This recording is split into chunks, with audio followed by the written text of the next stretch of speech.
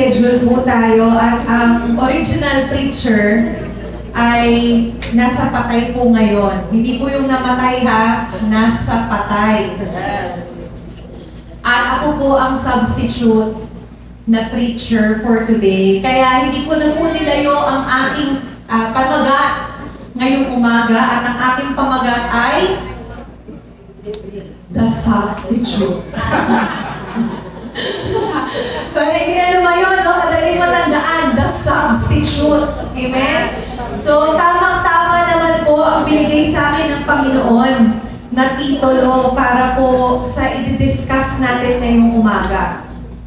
And ang tatanghayin po natin ngayong umaga ay walang iba kundi ang pangalang Jabez. Sabihin nyo nga po sa katabi mo, Jabez. Ang ganda po ng pangalan niya, no? Ang ganda. Pero alamin natin kung ano ang ibig sabihin ng kanyang pangalan. Sabi po dyan, the man whose name means pain. Oh, maganda pa ba? Diba? Maganda pa ba? Ang ganda po ng pangalan, pero ang kanyang pangalan ay binigay ng kanyang ina dahil siya po ay pinanganak na punong-puno ng paghihirap, punong-puno ng sakit. Ang hirap po siguro niyang ilabas. Siguro po malaki-laki si Jabez, no? So sabi po ng nanay niya, I will call him Jabez because I bore him in pain. Yan. So ang ibig sabihin po ng Jabez ay pain. Okay? Literal po siya, pain o sakit. Sakit po, no?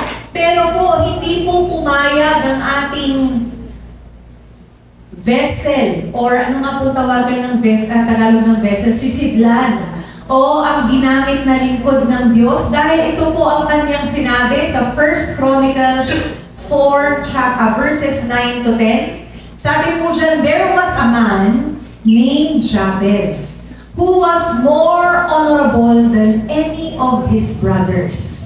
His mother named him Jabez because his birth had been so painful. Meron po bang ganong pinanganak? Na parang nagsisi po yung magulang nyo na pinanganak ka dahil sobrang hirap. Pagkatapos nyo pong ipanganak, sabi ng nanay nyo, ayoko na! Isarado na natin. Napakahirap, di ba? So yun po yung naramdaman ng nanay niya, kaya po siya pinangalan ng Jabez. Pero ito po ang sinabi ng Biblia. Next time. He was the one who prayed to the God of Israel. Oh, that you would bless me indeed and expand my territory. Sabi niya sa Panginoon, please be with me in all that I do and keep me from all trouble and pain. Tapos sabay-sabay po natin basahin yung papuntang dulo. 1, 2, 3, go! Wala pa po ako doon. 1, 2, 3, go! And God granted him his request. Grabe! Ang galing, di ba? Alam niyo po, pag binasa niyo po yung 1 Chronicles chapter 3, ito po ay chapter 4. Ang simula po nun ay nag-enumerate lang. Ito ang pamilya ni David.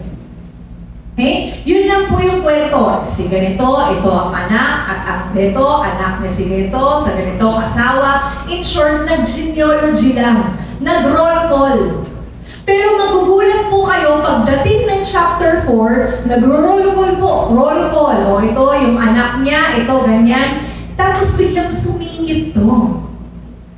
Nakakagulat po, di ba? Biglang sumingit na merong isang honorable man na ang pangalan ay Jabez. Nagulat po ako, nung bata pa po ako, una ko itong nabasa, sabi ko, Lord, bakit mo to siningit? Bakit nandito to bigla? Na bigla kang nagkwento tungkol sa isang pangalang Jabez. Nasira po yung order nasira yung pagkakasulat. Dahil nga po, lahat sila, kunyari, and Sally begot Patrick, and Sally begot JP, John Paul, ganun lang po, tapos biglang there was a man named Jabez. At alam niyo po, simple lang po ang sagot ng Panginoon. Dahil meron akong gustong ituro sa inyo. Amen? Marami na po sa inyo nakarinig ng aking kwento ng buhay. Pero meron pong, sabi ko, Lord, ang dami na pong nangyari sa akin. Anong gusto mong i-highlight natin today? At ang hindi ko po masyadong punento sa inyo is yung teenage years ko po. Yung teenage years, nung ako ay nasa puberty, nung ako ay isang youth. At doon ko po nais i-emphasize kung bakit nakaka-relate po ako kay Jabez. Una po sa lahat, pinanganak po akong suhi. May pinanganak po ba ditong suhi? Ano ibig sabihin ng suhi? Baliktad. Ano? Una po ang paa. At dahil po ang nanay ko, hindi siya pumayag ng cesarean. So pinilit po niya na normal delivery. At dahil po doon, nung lumalabas na po, kwento po ito ha, syempre hindi ko naman po nakita kung paano yun. Kwento po ito, lumalabas na yung paa ko, ang ulo ko sumabit. Nakuha niyo po? Kasi nga, malaki yung ulo ko. Tingnan niyo po yung baby pictures ko. Mukha po akong posporo. Malaki yung ulo, tapos ang liit nung katawan. So, sumabit. At ang epekto po nun ay nalunok ko po yung kanyang mga fluids. At alam po ng mga nanay, hindi po maganda yon. At ang nanay ko rin po ay nalagay sa alanganin. So, 50-50 siya, ako po 50-50 din agad. Dahil nga po, sumabit ang aking ulo at the age of 0, ni isang araw, hindi pa po ako nabubuhay, sinabi na po ng doktor na hindi siya tatagal. At meron po ako kaagad meningitis. Diba? Imagine niyo po yung pain, hindi ko po alam kasi hindi ko na po matandaan. Yung pain po na pinagdaanan ko bilang isang bata. Kasi po isang buwan po akong nasa incubator. At ang nanay ko po, ang tatay ko po, iyak ng iyak. At sabi niya, hindi ako papayag na mamatay ang anak ko. So, ano ang usually ginagawa ng nanay? Magdadasal. Anong sinasabi pag mga ganyan, yung mga bingit ng kamatayan? Ano po sinasabi ng nanay? Buhayin mo lang ang anak ko, iaalay ko sa'yo. Exactly! Yun po ang sinabi ng nanay ko. Ha? Ibuhayin mo lang ang anak ko, iaalay ko siya sa'yo. Kung matakot po kayo pag pinapanalangin kayo ng ganyan. Kasi po, tumutugon ng Panginoon. Tumutugon ng Panginoon. At tulad po ni Jabez, lumaki po ako na parang kakapanganak ko pala, parang ang daming bully. Lumaki po ako na binubully sa school. Ang dami ko pong basher. Okay? At during my teenage years, hindi ko masyadong na-appreciate ang panalangin sa akin ng aking nanay. Dahil, hindi ko naintindihan kung sino ang Lord. Kahit lagi po akong laman ng simbahan, hindi po ibig sabihin, lagi niyo po yung naririnig sa akin, hindi porket laman ka ng simbahan, ibig sabihin, save ka na. Hindi po ganun yun. Kailangan ako po ang magdesisyon, ako po ang sumuko sa Diyos. So habang ako po ay lumalaki, pagdating ko po ng G's, 10 or 11 years old, ang lola niyo po, grabe naman ang lola. Kay Lourdes kasi naalala ko eh. Ang tita na lang, hindi ko rin matanggap. Ang ate niyo po, ay nagigig na po ako. Diba? Narinig niyo na po yan, kumakanta po ako sa Rojas Boulevard. Opo. Tapos lahat ng kanta ko, pang broken. Kasi nga, nung una, akala ko, sabi ko, dahil ito lang yung uso. Pero yun pala, it reflects me. Lumaki po ako na hindi kasama ang aking mga magulang. So lumaki po akong sa mga guardian, sa mga tita. Napakahirap po dahil bata pa lang ako, nagtitinda na ako ng lapis, papel, pencil case, lahat po, kung pwede lang buhok, ibibenta ko rin po. Naging madiskarte po ako sa buhay. Kasi ang nasa mindset ko, ako lang.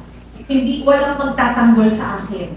Ang ate ko po, hindi kami close that time. Para po kaming literal live action na Mara Clara. Totoo po, may sapad. Tapos sinabihan ko ako ng ate ko na, ampon ka lang! Tapos kahit kamukha ko yung nanay ko, umiiyak ako. Naintindihan niyo po ba? Napakasakit, diba? Hindi na ako naniwala na ako ay legit ng anak. Is this legit? Diba? May mga natutunan po ako sa mga Gen Z kahapon eh. Diba? Is this legit? Sabi ko, Lord, bakit ganon? Tapos sinabihan pa po ako ng ate ko, sana mamatay ka na. And bumaon po yun sa puso ko.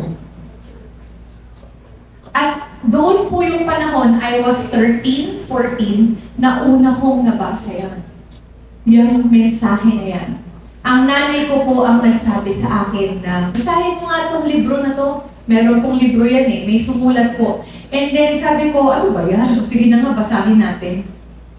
So ito po yung panalangin ni Jabez. Sabi niya, hindi pa nga ako hello, parang may curse na yung buhay ko. Naunawaan niyo po ba? Nararamdaman niyo po ba yan na parang kahit anong apak mo, malas? O, di ba nakaka-relate kayo kaagad kasi sinabi ko malas. Parang kahit saan ka lumingon, palpak. Lumaki po akong ganun. Lumaki ako na anything I do was not enough. Kasi po sa pamilya ko, binubuli din po ako. Ako po ang pinakakulela. Sa side ko po, yung De La Calzada family, lahat po sila matatalino. Ako po yung tawag nila the black sheep.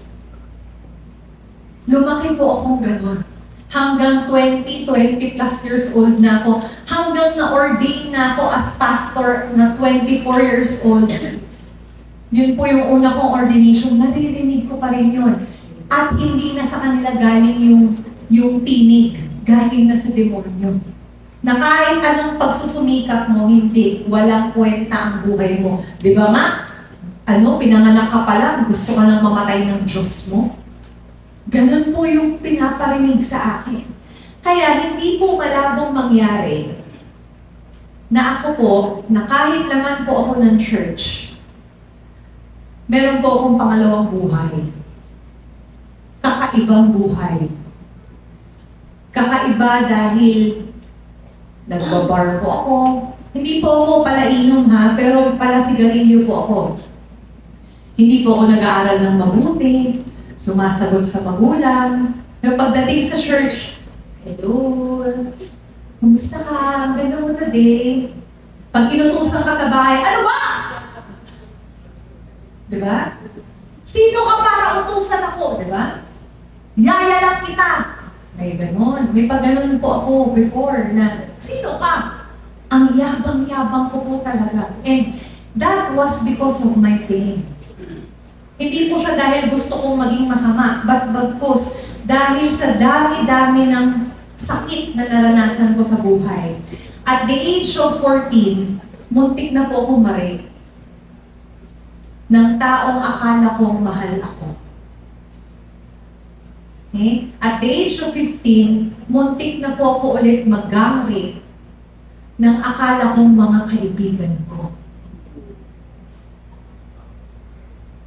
Pero umaabot po talaga dun sa napunit na yung damit ko, nataas na yung damit ko, nababa na yung underwear. Tapos biglang papasok ang Lord. Biglang may papasok sa pinto, hindi matutuloy. So yung buong buhay ko po, umikot siya na feeling ko hindi ako kamahal-mahal. Feeling ko kahit anong sabihin ng mga tao na mahal kita, maganda ka, magaling ka, hindi po tumatalab. Ang lagi mong tumatalab sa akin, pangit ka, wala kang kwenta, dapat patay ka na, at hindi po tumigil ang demonyo. Every now and then sa buhay ko, lagi po akong nakadikit sa kamatayan. I think alam niyo na po yung kwento na yun. Ilang beses po akong nasa bingit ng kamatayan, o sa Ingles, near-death experience. Pero lagi pong nauudlot. Lagi pong may humaharang. akala ko po, hindi po ako kinasal na pure. At feeling ko po wala nang lalaking magmamahal sa akin.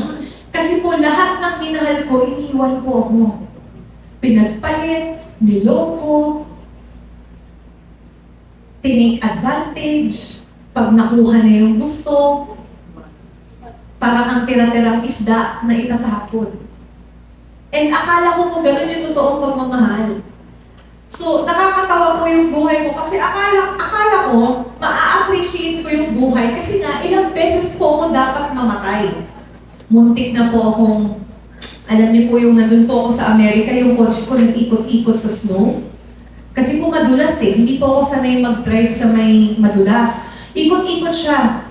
Naninigarilyo pa po ako nun Naninigarilyo pa ako sa loob ng kotse. Ikot-ikot siya sa snow. Alam ko na po na this is it. Pero sa kapal po ng mukha ko, at dahil ito lang ang naririnig kong pangalan, simula nung bata pa ako, ang nabigkas ko lang, Jesus! At tumigil po yung kotse right, like 1 inch lang yung pagitan sa puno. Tapos nabitawan ko po yung sigarilyo ko. At iyak ako ng iyak. Akala niyo po na-appreciate ko na ang Lord. Ang sagot ko sa Kanya, bakit mo pa kasi ako binuhay? O diba? Ang gulo ng ate niyo. Tawag-tawag ka, tapos magagalit ka pag binuhay ka. Diba?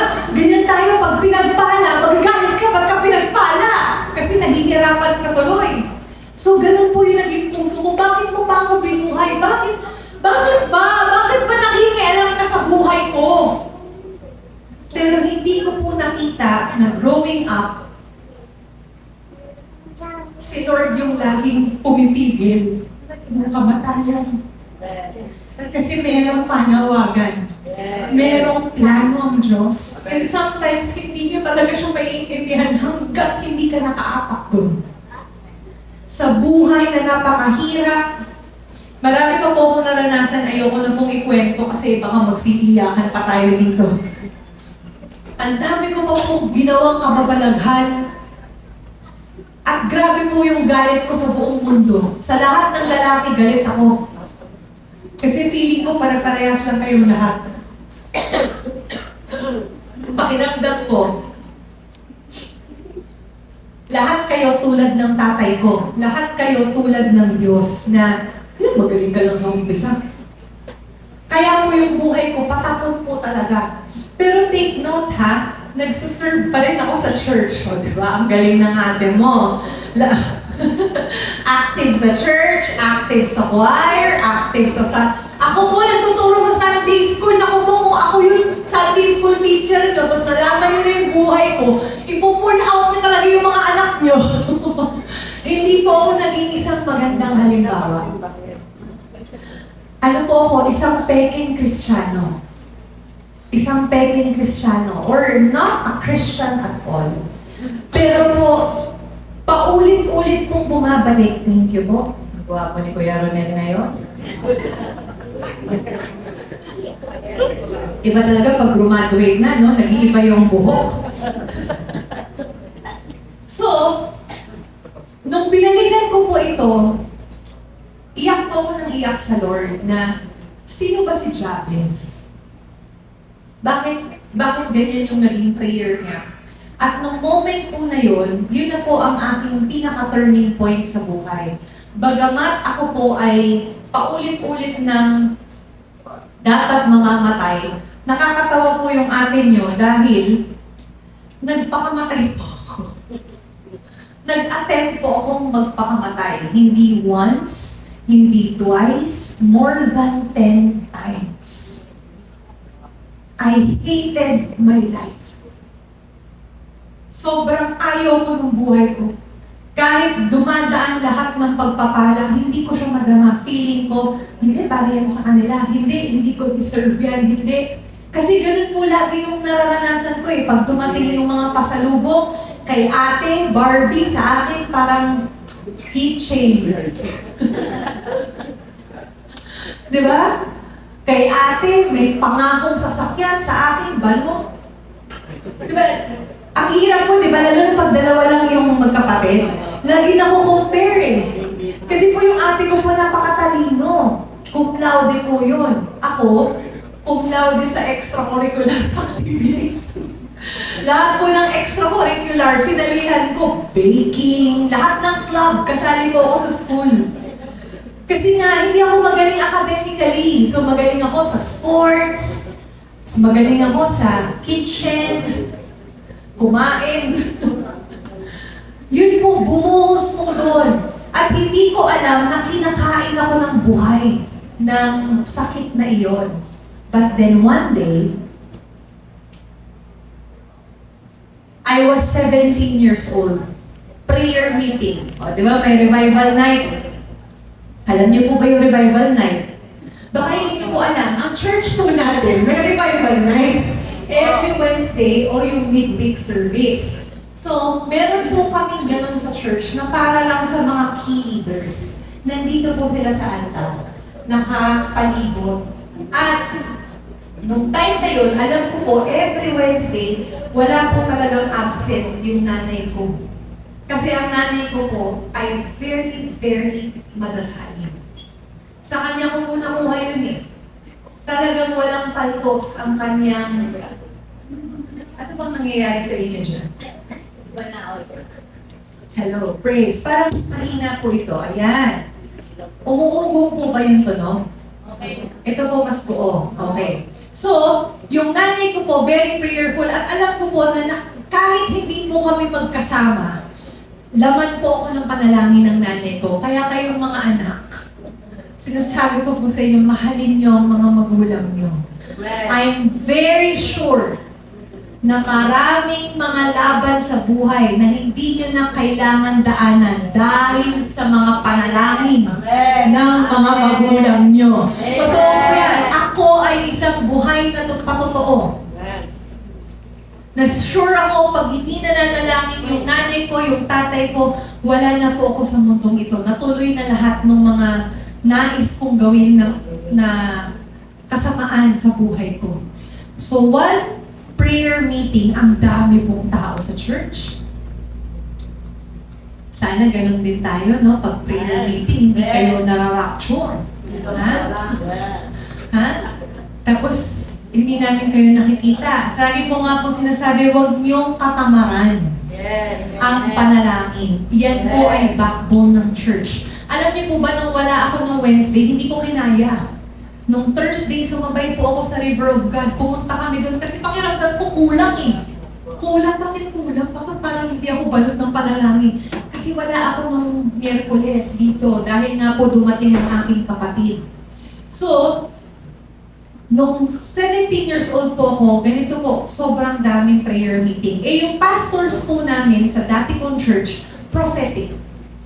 Prophetic. Gumagalaw sa prophecy, sa signs and wonders, lahat. Sabi ng senior pastor, today, the Lord will give you a new name. Okay? Today, the Lord will give you a new name. Tapos sabi ko, ano yun? Hindi ko maintindihan, bakit ako bibigyan ng halatang hindi po nagbabasa ng Bible, no? Kasi sa Book of Revelation, bibigyan tayo ng new name. Pero that time, it was symbolic. Okay? So, pumila kami. Lahat ng gusto magpapanalangin, lumapit sa harap, lumapit po ako. So, ako parang wala lang, parang bata, king ko, ang tagal. Nakapila po ako doon. Tapos may iba po na umiiyak pagtapos magpa-pray kasi may naka-receive ng wisdom. Lion of Judah. Yun yung nakita po no, kasi nga prophetic nga no, nakita po talaga sa noo. Yun yung sinusulat ng Lord. Yun ang bagong name. Tapos sabi ko, tagal. Gusto ko na umupo. Tapos may nakakuha ng the strength of the Lord. The mighty hand. Ganon. Kaya may nakakuha ng glory of God. Yun po yung pagdating po sa akin. Blanco. Pagdating po sa akin, napa-atras po yung pastor. Sabi ko na eh. Ako talaga lagi eh. Ako yung biktima dito eh. So, napa-atras po yung pastor. Tapos nanginginig po yung kamay niya. Nung nilihans niya ako, tandaan Naunawaan niyo po kahit pasaway po ako sa buhay, naririnig ko ang tinig ng Lord. Lagi ko lang tinatabunan ng iba-ibang mga tinig. Naunawaan niyo po, si Lord kinakausap na po ako at the age of 5. Nakita ko na po siya at the age of 5. Hindi ko lang kilala na siya yon. So, narinig ko po, may bumulong sa akin, your name is... Tapos sabi ng pastor, your name is... Ay, may echo. So, di ba pag ikaw, pag first time mo yon, parang, yun, bakit parehas sila sinasabi? Di ba? So, yung pakiramdam ko yun, ano yun, bakit parehas? Ang galing, ang galing. So, kung hindi po ako, tapos hinawakan niya yung noo ko, tapos sabi nung Holy Spirit, I am writing to your forehead. Tapos sabi nung pastor, I am writing to your forehead. Exactly the same. Tapos sabi niya, your name is glorious. Tapos sabi ng pastor, glorious! Sabi ko, pantay ba? Pantay ba yung tono niya? Yung kay Lord ang ganda, yung sa kanya, naiba, yung sa kanya, umiiyak siya. Tapos sabi niya, mag-usap tayo after ng service. Ito na nga yun eh. Ito na naman, kakausapin ni Pastor. Yung feeling niyo po, may kasalanan ka kahit wala naman. Binigyan lang naman ako ng bagong pangalan. Bakit ako na principal's office? Diba? So after po nung aking panalangin, after po nung prayer meeting, lahat kami praise God. Tapos ako po, hindi ako makatawa. Parang hindi ako masaya dun sa aking pangalan na glorious. Kasi umiyak siya eh. Parang sumpa ko eh. Parang si Jabez. Umiyak siya eh. So, principal's office. After ng by the way po, ang nag-lay hands po sa akin ay ang aking mentor. Si Pastora Chris. So, sabi niya, Kate, pwede bang mag-overnight ka? Mag-overnight ka dito sa bahay ko. Ang churches po na malalaki, meron silang tinatawag na parsonage. Alam niyo po yung parsonage? Sa loob ng church, may mga bahay ang pastor. Ang tawag po doon, parsonage. Okay? So doon po sila nakatira sa church. Para nga on-call lang sila. So yung pastor po na yun, sabi niya, pwede ba mag-overnight ka sa bahay ko? Sabi ko, bakit po? Tapos ang sabi niya sa akin, ipapanalangin ka namin. May sarili pang prayer meeting. Bakit ganun? Alam niyo po, tinawag niya lahat ng pastor. Tapos nag-overnight po kami, parang 3 oras kami. Inabot na po kami ng madaling araw. Pinipray over lang nila ako. Tapos yung senior pastor namin, naalala ko yung binanggit niya sa akin. Sabi niya, umiiyak siya. Sabi niya, Kate, anak, nakikita ko yung likod mo na punong-puno ng sugat. Tapos si Satanas gusto niyang kunin yung puso mo. Tapos sabi niya sa akin, huwag kang papayag. Labanan mo. Lumaban ka. Mahal ka ng Diyos. It was the first time na may nagsabi sa akin, mahal ka ng Diyos, na tumulo yung luha ko. Tapos sabi niya sa akin, pinagagaling ni Lord yung mga sugat mo sa likod kasi hindi mo nakikita. Kinakain ka na ng buhay. At hindi ko po yun makalimutan until this time na merong humahabol po sa akin, sinascratch yung likod ko, and true enough, I have lived that way. Ang dami pong nag-betray sa akin, ang daming basher, ang daming, yung mga bagay na hindi mo nakikita kasi nasa likod, nangyari po sa akin lahat. Hanggang ngayon nangyayari po yan. Pero nag-iiba po yung aking reaksyon. Dati nasasaktan ka, ngayon, hindi na. Hindi dahil nasanay ka na, kundi dahil naging kamukha mo na si Kristo. Yung isang parte ng buhay ko, kung kailan sinabi ng Panginoon na ngayon kamukha mo na ako. Kasi nagreklamo po ako Lord, bakit lahat ng minamahal ko, lagi akong binibetray, lagi, ba't ganon, pinagslikuran ko naman lahat. Ang tugon sa akin ng Panginoon, ngayon kamukha mo na ako. Tapos doon ko lang na-realize na, oo nga no, bakit ba ako nagreklamo?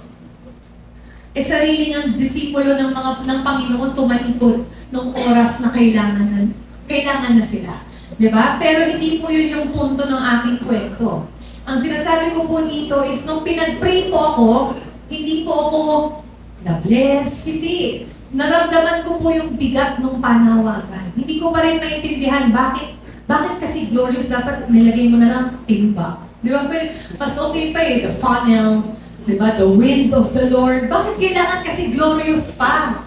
So sinisisi ko na naman ang Panginoon. Akala niyo po natapos na yon? The following week, yung aking isa pang mentor, na spiritual sister ko po, ate-ate ko po siya sa church.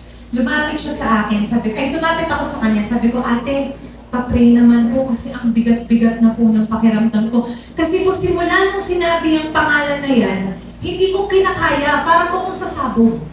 Alam niyo po yung naka-receive ka ng word sa Panginoon na hindi mo ma-contain, gusto mo isuka, kasi ayoko tanggapin. So, sabi ko sa kanya, ate, pa-pray naman po ako. Ang sagot sa akin ng spiritual sister ko, alam mo ba, ang tagal ko nang inaantay ang araw na ito. No, papapray ka sa akin. Tapos nakangiti siya, so nainis ako, nagbanas ako. Ang lungkot ko, nakangiti ka, ay ito na naman tayo. Ako na naman yung may problema. Tapos sabi ko, talaga po, bakit po? Gumalan ako. Ang sagot niya sa akin, because this is the day that the Lord has made. We will rejoice and be glad in it. Tapos ako, okay. Diba hindi mo mag-gets? Ano sinasabi mo? Kasi ang sabi ko sa kanya, pero ate, please lang po, pwede ba walang iiyak? Pwede walang iiyak. So, nag-smile po siya sa akin, tapos pinag-pray po niya ako. Nakasulat po ito sa libro ko, kaya binabasa ko po, no? Nung pinag-pray niya ako, sabi niya, the Lord has been calling out your name for quite a while now. Ang tagal nang tinatawag ni Lord ang pangalan mo. Tapos sabi niya, He has always been beside you. He has never left your side. And He wants to make you know, to let you know, na alam mo yun. Tapos binanggit niya yung pagkapanganak ko na walang ibang nakakaalam that time. Sabi niya, nung pinanganak ka, na mamamatay ka na, He was there. Sabi niya, yung kamay nga nasa puso mo. He was laying hands on you. Tapos sinabi niya, because your parents are praying. Amen. Tapos hindi ko pa rin matanggap. Ngayon ko po siya na-appreciate, no? Pero that time, hindi ko ma-appreciate. Tapos sabi niya, ito ang panawagan mo, tugon ng Panginoon. I have called you to be my prophet. For even before time, bago ka pa pinanganak, before you are in your mother's womb, I knew you. And alam ko yung verse na yun nakakainis. Yun nga yung nakakainis na part, alam mo kung saan siya makikita. Sabi niya, I have prepared great things ahead of you, and you shall be my eyes and my mouthpiece, to be a prophet like Jeremiah, a prophet to the nation. Akala niyo po, natuwa ako dun? Hindi po ako natuwa. Sobrang banas ko kay Lord. Sobrang inis ko sa Kanya. Akala niyo po natutuwa ako dun sa sinabi? Hindi. Sabi ko, anong nangyari? Di ba ito na yung pupuntahan ko? Pupunta na ako sa Sydney, Australia to be Lea Salonga version 2.0. Ito na yung pangarap na tinayuan ko Pero bakit ganun? Bakit biglang may ganito? Di ba dapat magpapastor ako kasi po, di ba pag lumaki ka, kasama yung mga pastor, akala mo ganun ka rin. Or exactly a copycat. Pero hindi po ganun Sabi ko, bakit ganun? Ano nangyari? Di ba doon ako pinalaki? Tapos biglang, doon ba ako pinalaki? Tapos sabi ko, teka, Jeremiah, iyakin yun Ayoko doon, iyakin yun. Wala siyang ginawa. Yung lahat ng propesiya yan, nag-aagulgul siya sa tigas ng ulo ng Israel. Yun lang po ang naging buhay niya. Tapos ang sabi ko po sa aking libro, buti na lang na-survive ko ang prayer ni Ate Marie. Si Ate Marie po yung aking spiritual sister. Tapos siya, sobrang saya niya, sobrang happy niya, nagre-rejoice siya na na-release na niya yung panawagan ko. Tapos ako, as in, literal po, tulala po ako. Hindi ko alam kung anong next step. Tapos sabi niya, Kate, ang ganda-ganda ng plano sa'yo ng Lord. Tapos parang ako, Saan? Kasi po, ang pakiramdam ko po nun, sino dito yung nakarinig na nagsabi sa kanya na ang ganda ng planos ni Lord sa buhay niya? Taas ang kamay. Kawawa naman yung iba, hindi pa naririnig. Kahit sa preaching, di ba sinasabi po sa atin, ang ganda ng plano ni Lord sa buhay mo. Tapos looking back, ang tanong mo, saan?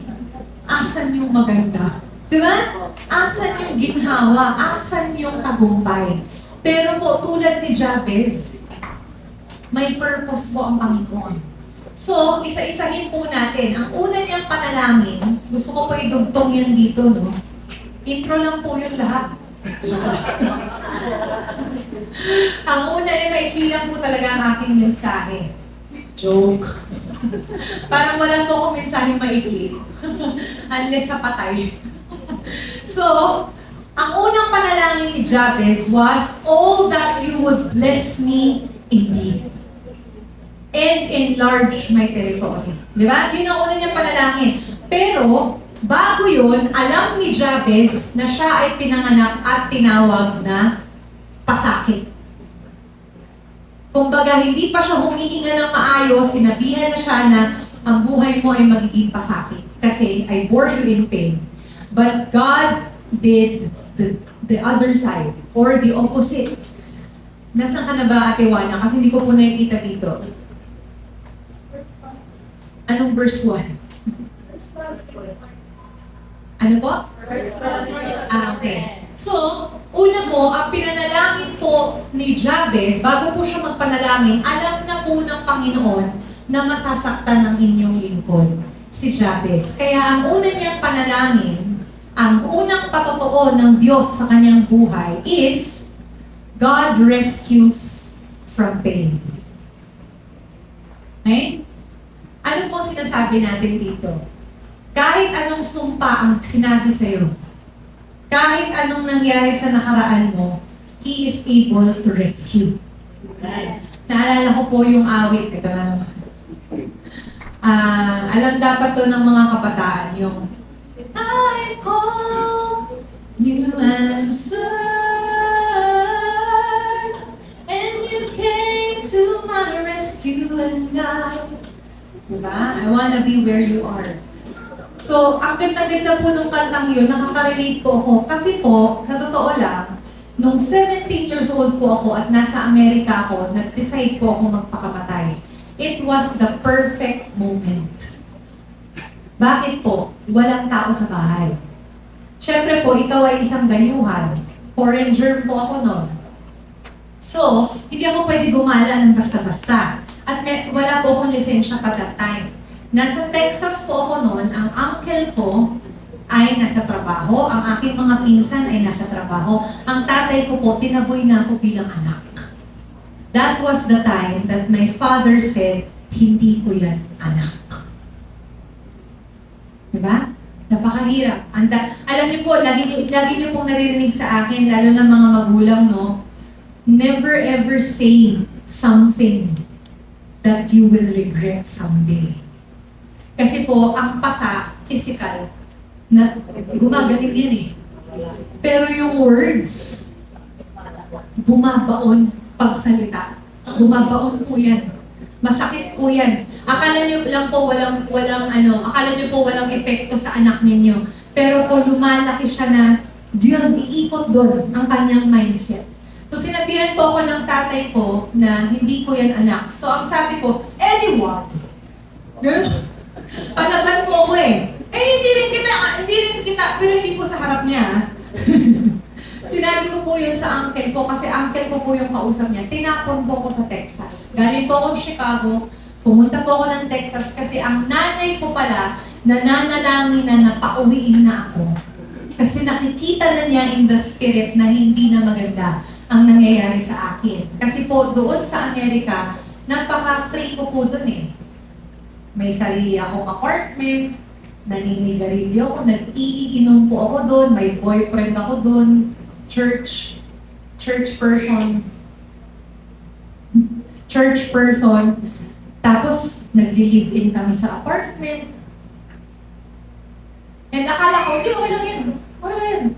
Ganun lang po yung pakiramdam ko, okay lang yan. Ano yan, gets yan ni Lord. Ganun yung mindset ko, naiintindihan ako ni Lord. Pero naiintindihan po niya ako, pero hindi niya pwedeng i-allow na nandun ako forever. So, ang nanay ko, wala po akong kinikwento sa nanay ko na negative. Kasi nga, malayo siya sa akin. Pinakita ni Lord sa kanya. Kaya kayo talagang mga anak, huwag talaga, ipapakita talaga yan ni Lord. Sinasabi ko sa inyo, ipapakita kahit anong tago nyo sa baon.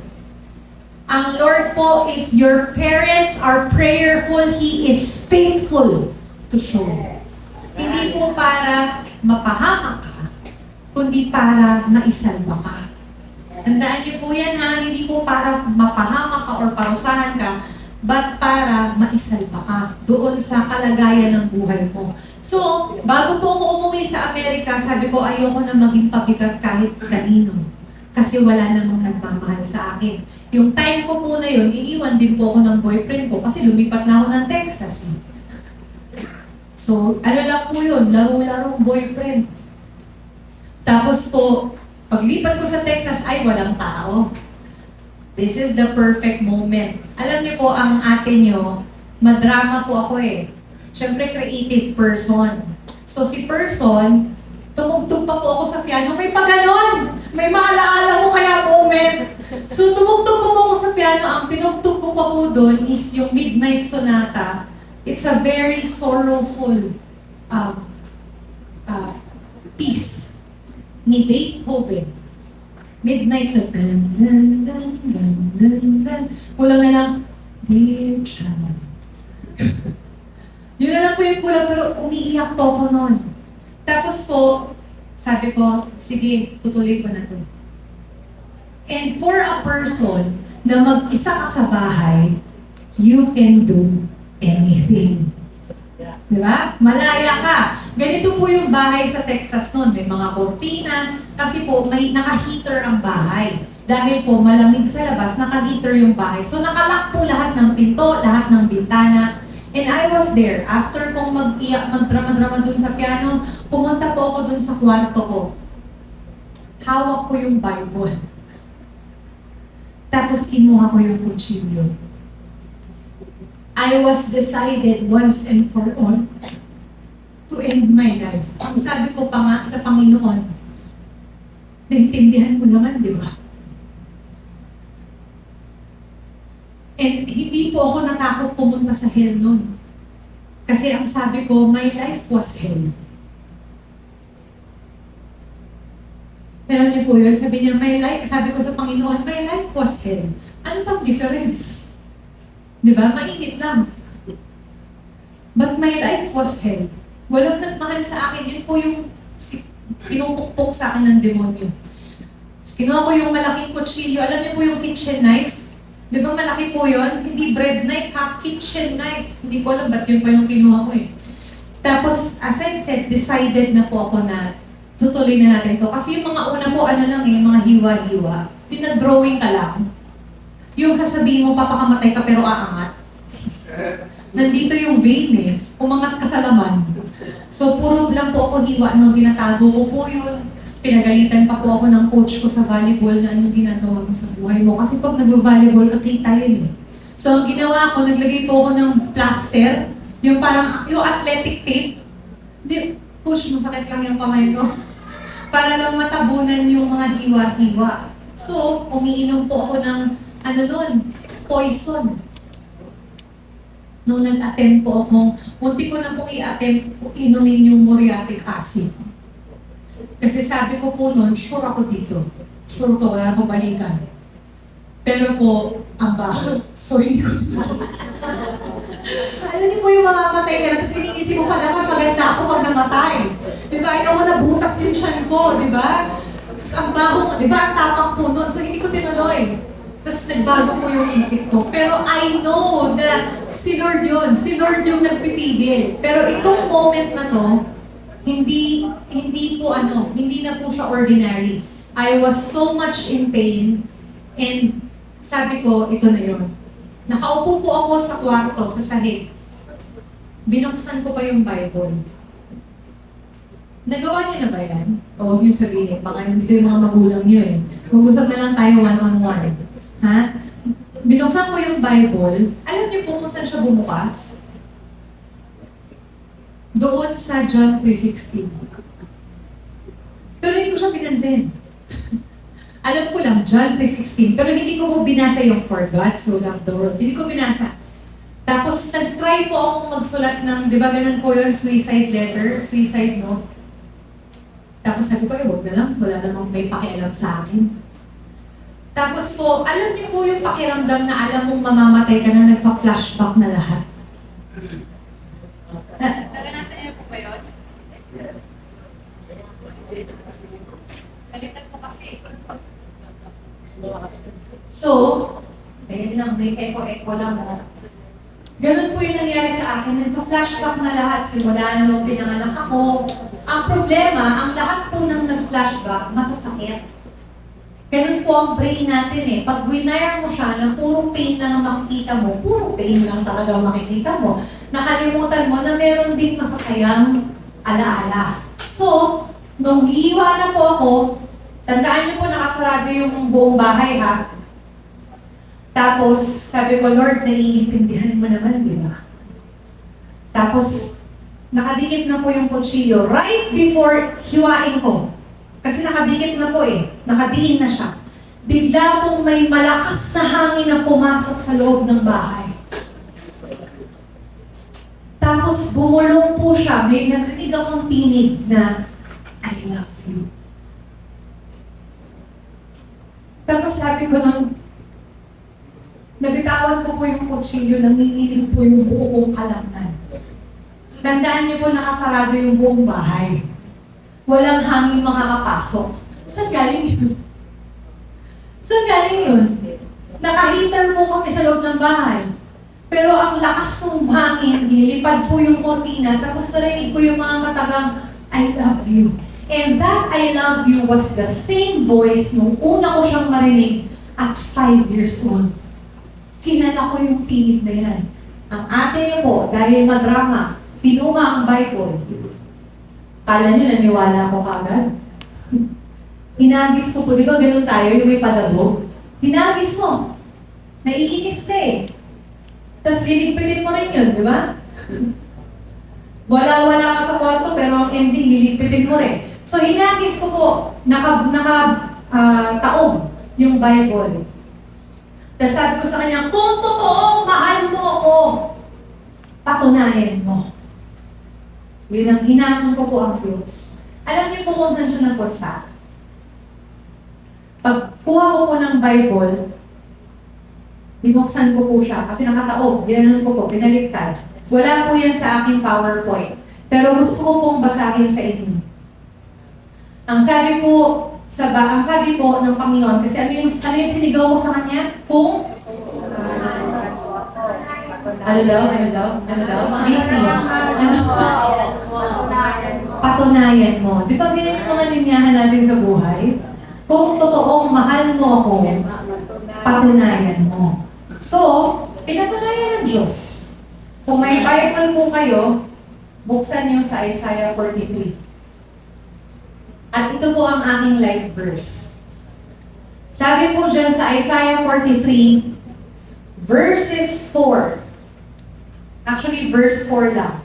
Sa NIV version, can you flash it? Kaya?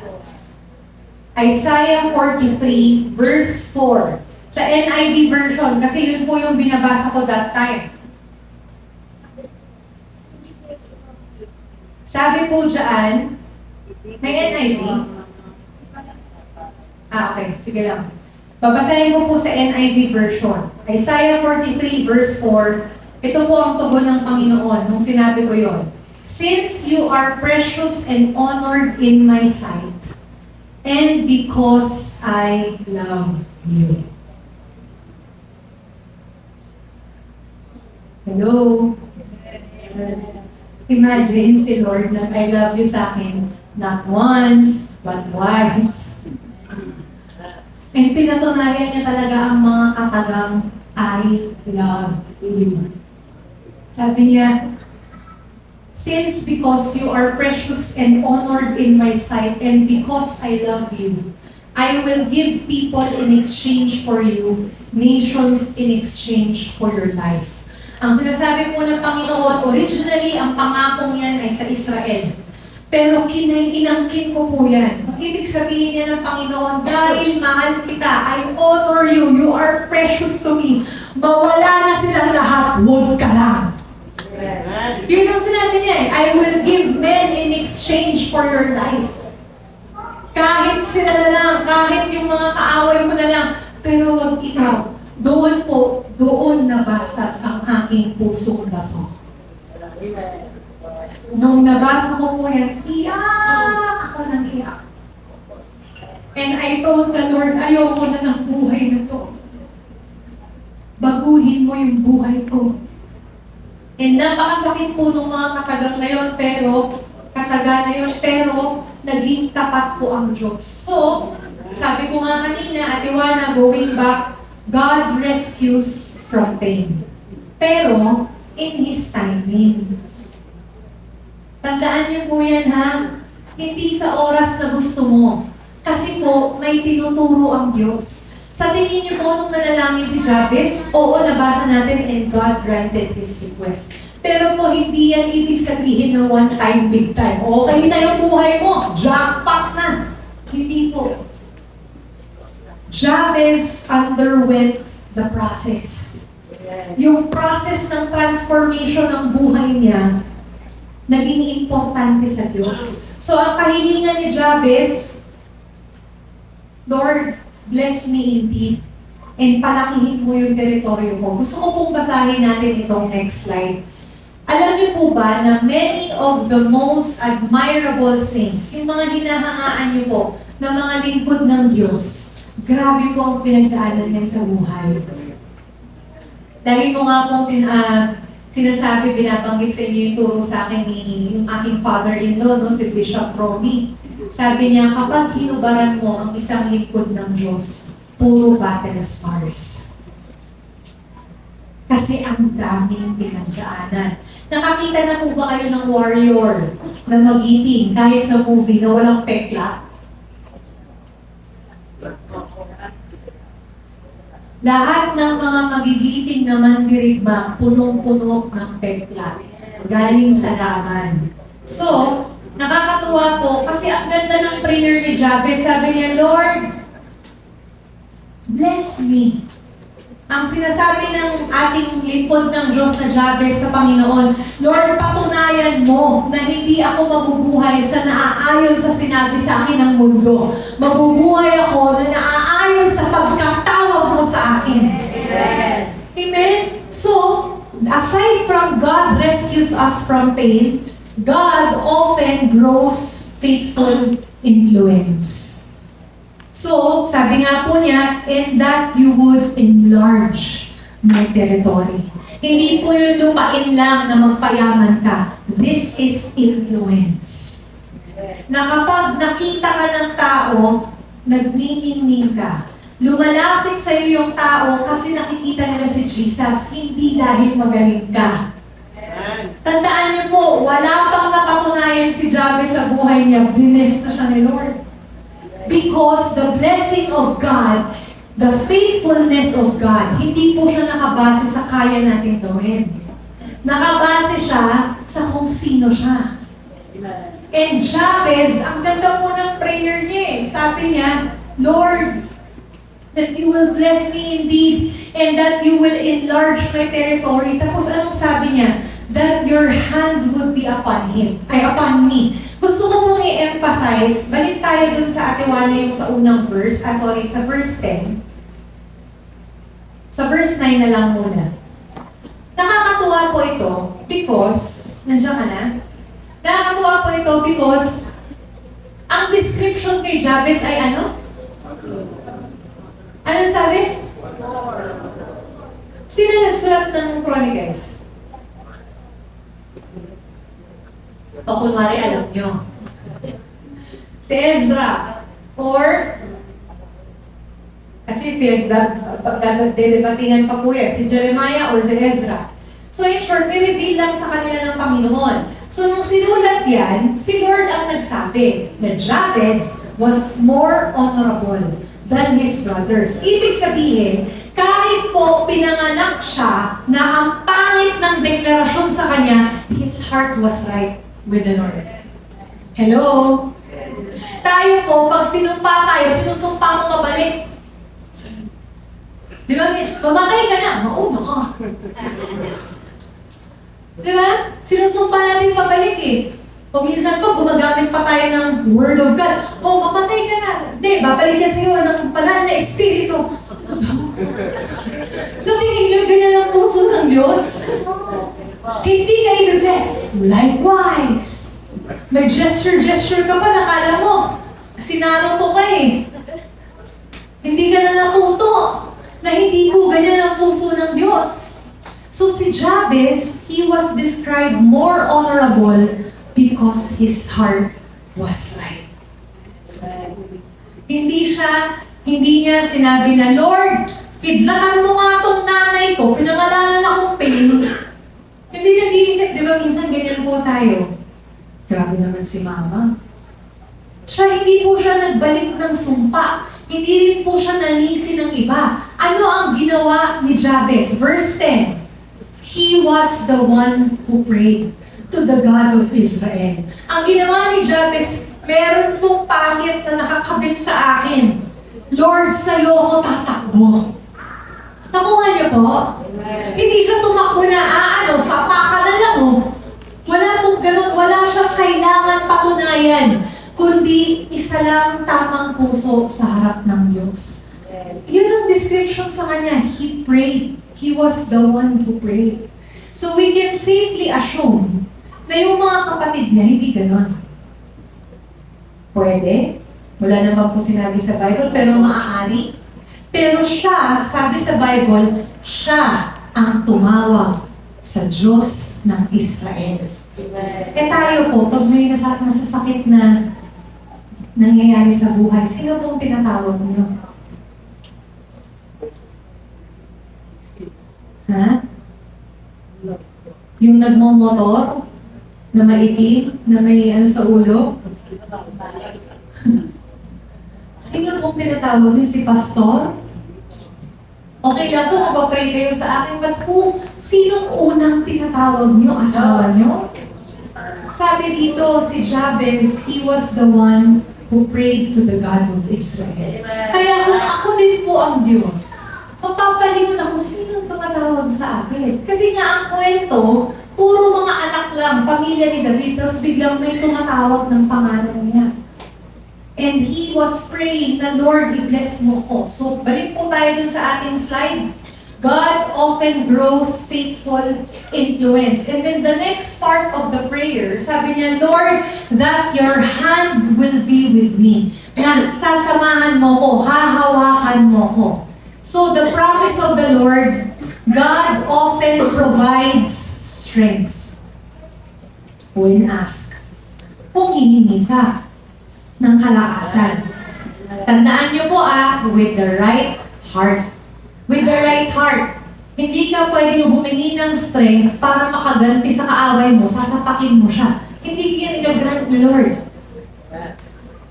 With the right heart, God will provide you the supernatural strength. Bakit ko po ito sinabi? Because the life of Jabez, nakakatuwa po yan. Yan lang talaga yung portion ng kwento ng buhay niya na mababasa niyo. 2 verses, wala na. Kahit anong halubhog nyo, hindi nyo na makikita si Jabez ulit. Pero sabi ko, bakit ganun ka-importante si Jabez kay Lord? Because he was a living testimony. Now, when you call upon the name of Jesus, you will be saved. Amen? Ang ganda po ng buhay niya. 2 verses, tapos ang usapan. Hindi na natin alam kung anong ginawa niya sa buhay, pero sure ako, all his life, kasama niya ang Diyos. Hindi madali, hindi lahat pabor sa kanya, pero kasama niya ang Diyos. And that is more than enough. Tapos ang huling part ng prayer niya, and that you will keep me from evil. Ilayo niyo po ako sa kasamaan upang hindi ako maging pasakit sa iba. Have you prayed that prayer? Yung imagine mo, nabansagan kang ikaw ay pain. Di ba? Pero ang prayer niya, ayoko pong maging pabigat sa iba. Ayoko makasakit sa iba. And ang sinulat niya, ang panalangin niya, that you would keep me away from evil so that I may not cause pain. So, tinugon ng Panginoon, God keeps us from, may parenthesis, ano nakalagay dyan? God keeps us from some harm. Hindi sa lahat. Minsan may mga tanong po tayo na, bakit nangyari yun sa akin? Di ba? Napakasama ko ba para mangyari sa akin yun? Masama ba akong tao? Hindi naman po ako pumatay, pero bakit nangyari yun sa akin? Kaya ko po sinabi na some harm. Bakit? Because yung mga panahon na tayo po ay narihihirapan at napapaluhod na lang sa hirap at sa pag-iyak, those are opportunities for God to show Him how faithful He is. At kung hindi mo maintindihan yan, kapatid, balikan mo ang pagmamahal ng Diyos kasi you do not understand kung gaano ka-precious yung buhay mo. Kailangan mo magbukas ng Biblia. Hindi nyo kailangan pagdaanan lahat ng pinagdaanan ko. I pray na hindi. Na nag-experiment ka pa sa lahat ng bagay, pati drugs, in-experiment ko na. Para lang pumayat. Pero the Lord always keeps me, snatch me from the hands of the evil one. Lagi siyang may paraan. Gumagawa siya ng paraan. Every time na iisip ko na walang nagmamahal sa akin, the Lord is there. And ngayon po, baliktad na. Alam kong napakaraming nagmamahal sa akin. Diba? Una sa lahat, si Lord. So the Lord plus you is the majority. It's more than enough. But then I have you. Na minsan kahit nasasaktan kayo sa preaching, alam ko mahal niyo ako eh. Why? Because this is for us. Amen. Diba bakit po ako mag-aaksaya ng panahon? This is for us. This is the promise of the Lord. So huwag niyo pong panghinayangan yung buhay niyo. Huwag niyo pong balikan yung pangit. Okay lang po yan na maalala niyo, pero gawin niyo siyang, sabi ko, di ba, pag binato ka ng bato, mali. Hindi niyo ba alam yung Christian version nun? Christian naman yun. Pag binato ka ng bato, batuhin mo na tinapay. Pero ngayon iba na. Pag binato ka ng bato, gawin mong stepping stone.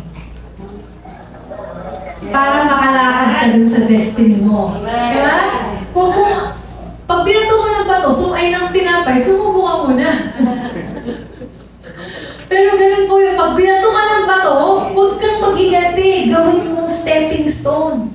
Gawin mong apakan. Gawin mo yung masasakit na bagay sa buhay mo na daraanan mo patungo sa iyong destinasyon. Hindi dahil para maghiganti ka. Tandaan niyo po babalik ako dito. Jabez had the right heart. Hindi siya nagsabi na magsisumikap ako para ipakita sa inyong lahat. Walang ganon.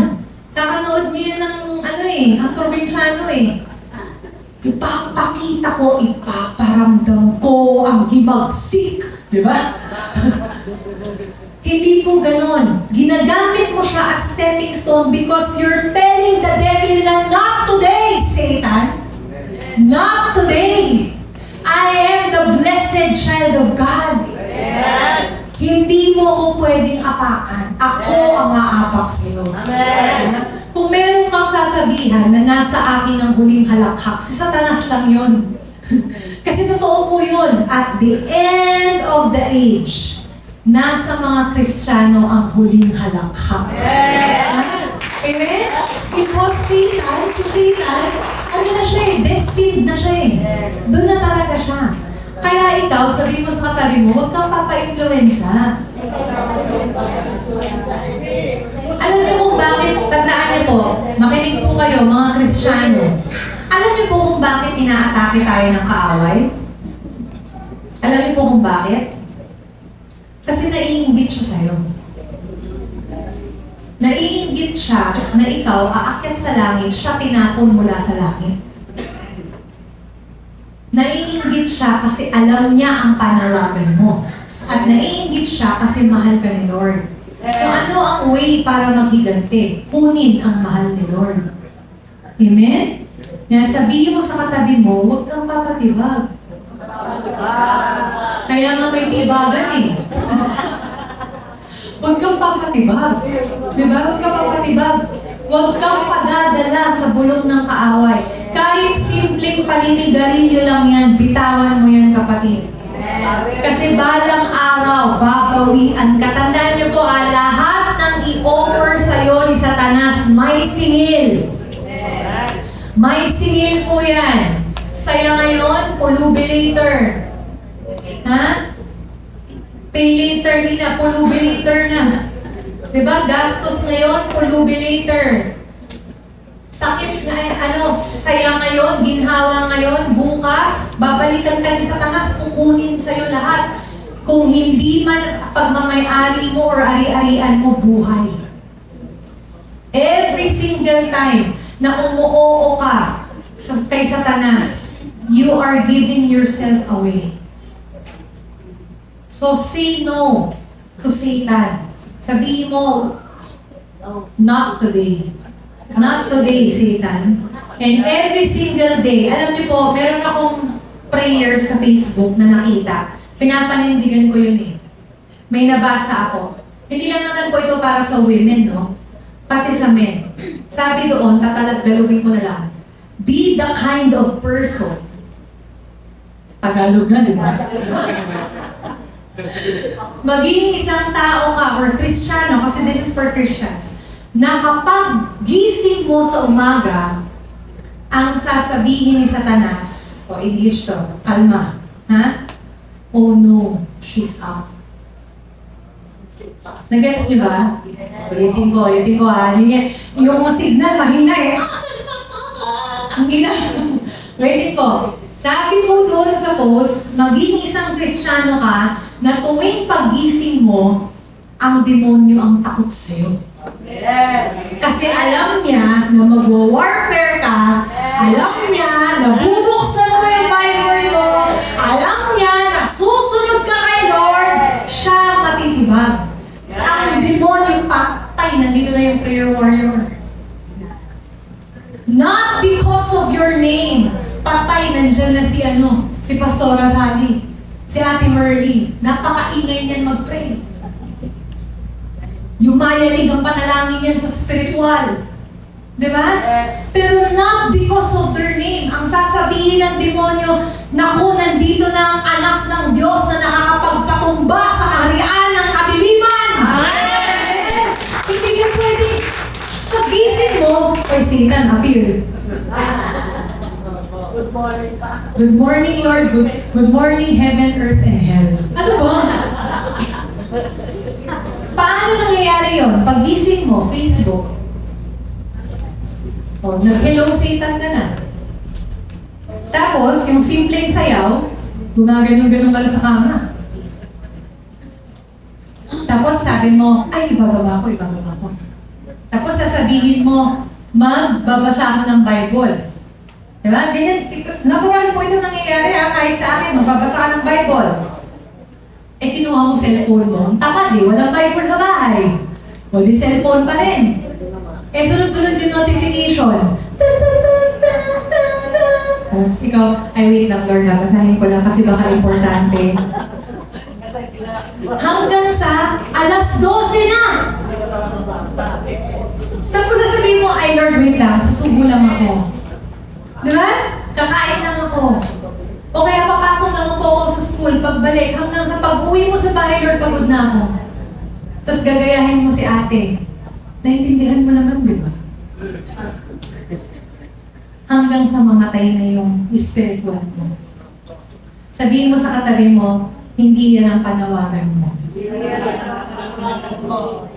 So, gusto ko pumunta sa last slide. This is the best part. Pagkatapos manalangin ni Jabez, ito ang ginawa ng Diyos. Binigay ng Diyos lahat ng kahilingan ni Jabez. God gave what Jabez asked. Sabi po sa verse 10, and God granted him his request. At hindi po, again, sabi ko nga po, it doesn't mean na isang bagsakan po yan. But I know in my heart na sa buong buhay ni Jabez, na andiyan ang Diyos. Sa buong buhay ni Jabez, hindi siya iniwan ng Lord. Amen. At patuloy na pinapatunayan ng Diyos na kapag tumawag ka sa Kanya at seryoso ang puso mo sa Kanya, you will be a world changer. Ikaw ang magiging living testimony. Gusto niyo po ng pruweba? Ako po. Buhay pa ako. Hanggang ngayon. Hindi po ako hinayaan ni Lord na mamatay. Yes. Hanggang sa binago niya po yung puso ko. Pero tandaan niyo po, hiningi ko kasi yun. Hiningi ko na baguhin niya ako. Hindi kasi pwede na, alam niyo, hindi po pwede na i-bless ka ni Lord, tapos ayaw mo magbago. Hindi pwedeng ganun. Huwag po tayong maglokohan. Bless ni Lord si Jabez because his heart was right. So doon po mag-uumpisa. Dapat tama yung puso. So hingin mo sa Panginoon ngayon, baguhin ka ng Diyos. Hanggang sa lahat ng sakit ng mundo, sa mundo, ngingiti ka na lang. Kasi hindi na siya masakit. Alam mo na every time na may masakit, may pagtuturo ang Diyos. Masakit siya siguro sa umpisa kasi takot tayo eh. Iiyak ka. Pero pag bukas, huwag mo nang i-part 2, part 3, part 4. Di ba may series? Yung pagdadalamhati mo, hindi. Pagtapos mo umiyak, okay na, laban na ulit. Di ba? Ganun po ako. Hindi po ako pumapayag. Kasi dati nga po, loser po ako eh. Naniniwala ako sa lahat ng lahat ng bulong ng kaaway. Ngayon po, pag gumigising ako at nasasaktan po ako, iyak ko lang yan. Iyak. Sige, naiintindihan po yan talaga ng Diyos. Na nagdadalamhati ka, may natanggap kang masakit. Iiyak mo. Hindi naman sinabi ni Lord na huwag kang masaktan. Ang sabi niya, pag nasasaktan ka, pag mabigat na, bigay mo sa akin. So, ako, Lord, ito yung masakit. Ang sakit ko eh. After ko umiyak, kinabukasan, tayo ka na ulit. Dahan-dahan, hindi yung tatayo ka ulit, tapos, hallelujah, tapos, Lord, ang sakit pa rin. Minsan po, ang healing medyo matagal. But every time you choose to stand up, Lord, pinapatawad ko na siya. Lord, I release forgiveness. Lord, pinapatawad ko na ang sarili ko. Kasi minsan po, sarili natin, ayaw niyong patawarin. Diyos nga, pinatawad ka, ikaw ayaw mo. Ano ka? Diba? Ang Diyos nga nagpapatawad. Patawarin niyo po ang sarili ninyo. So, when our hearts are right, pag tama po ang puso natin, ready ka po sa pagpapala ng Diyos. Ulitin ko ha, pag tama ang puso natin, handa ka sa pagpapala ng Diyos. Pag hindi tama ang puso mo, hindi yan ibibigay ni Lord. Tried and tested ko na yan. Pag hindi tama ang puso natin nahuhold, hindi ko sinabi na hindi na niya ibibigay, pero nade-delay. Kasi mali ang puso natin. Kaya po tayo nagkakaroon ng mga problema sa bahay, pasakit, or what, marahil kasi may mali sa puso. Diba? Hindi necessary na ikaw, baka miyembro ng pamilya mo, pero tumayo ka pa rin sa tama. Nakita niyo po yan kay Tita Sally. Napakahirap nung dumaan po tayo sa pagsubok, pamilya ang kalaban. Pero talaga, sa biyaya ng Diyos, tumayo siya sa tama. Kasi mahirap po yun eh. Pamilya na yung nakasalalay sa'yo. Pero po, alam ko po, sa tulong ng Diyos, sa tulong ng mga leaders ninyo po, pagmamahal ninyo, tumayo lang siya sa tama. Tumayo lang tayo sa tama. Nung ako po ay nagkamali, sinabi ko lang po sa inyo, hindi rin po ako pinaligtas ng aking mga spiritual parents. Hindi porket pamilya ka, may favoritism ka. Hindi po, dumaan din po ako. sa proseso. Pero lahat po yun, ito ang dahilan ng pagtayo ko ngayon. Because I believe with all my heart, nagiging ganap na po tayong isang mighty men and women of God. Na kapag nakatayo ka sa poste mo, hindi ka matitibag. Kahit inaantok ka, hindi ka matitibag. Pag tinawag ka ng pastor, nandito ka. Hindi ka mananawa. Bakit po? Hindi naman to routine lang eh. We are doing this because we love God. Sana po huwag niyo pong kalimutan yun na we are in the church because we love God. Hindi yung kasi inutusan kita, inutusan ka ng leaders. No. Come here because you want to know the Lord.